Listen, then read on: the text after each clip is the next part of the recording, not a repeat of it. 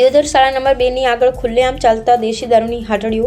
Deodar police મથકની મીઠી નજર હેઠળ દેશી દારૂના વેપાર કરતા કાળુજી ઠાકોર નામનો શખ્સ બુટલેગર રાજકીય લગભગ ધરાવતો હોવાની લોકમુખ્ય ચર્ચા. શાળા નંબર 2માં આવેલ બીઆરસી ભવનના અધિકારીઓ પણ દેશી દારૂના કારણે ત્રાહિમામ પોકારી ઉઠ્યા છે. પ્રાપ્ત વિગત અનુસાર વાત કરવામાં આવે તો દિયોદર શાળા નંબર 2ની આગળ ખુલ્લેઆમ દેશી દારૂનું વેચાણ થઈ રહ્યું છે. શાળા નંબર 2ના ધોરણ 1 થી 8ના બાળકો અભ્યાસ સાથે આવતા જતા હોય, બાળકોને ત્યાં શિક્ષણ આપવામાં આવતું હોય છે, પરંતુ દિયોદર પોલીસ મથકની મીઠી નજર હેઠળ કાળુજી ઠાકોર નામનો શખ્સ ખુલ્લેઆમ શાળા નંબર 2ની સામે દેશી દારૂનો વેપાર કરી રહી છે. શાળા નંબર 2ની અંદર બીઆરસી ભવનના અધિકારીઓ પણ ત્રાસી ગયા છે. ગુજરાતના રાજ્યમાં દારૂબંધી તો છે, પરંતુ કાગળ ઉપર જ છે. શાળા નંબર 2ના શિક્ષકો આચાર્યો દ્વારા વારંવાર લેખિતમાં રજૂઆત કરવા છતાં પરિણામ શૂન્ય મળી રહ્યું છે. દિયોદર પોલીસ દેશી દારૂનો ધંધો કરતા કાળુજી ઠાકોરને છાવરી રહી હોય તેવું લાગી રહ્યું છે.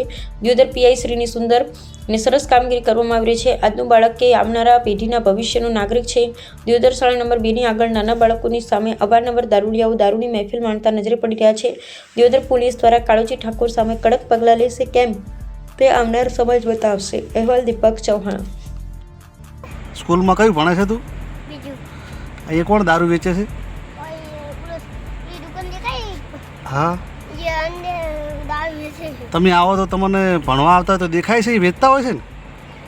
તમને કોઈ કહેતા નહીં દારૂડિયા અહીંયા ફરતા હોય છે? દારૂડિયા અહીંયા કે કઈ જગ્યાએ વેચાય છે?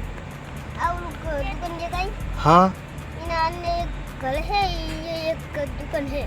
અચ્છા, સારું, વાંધો નહીં, જાઓ હો.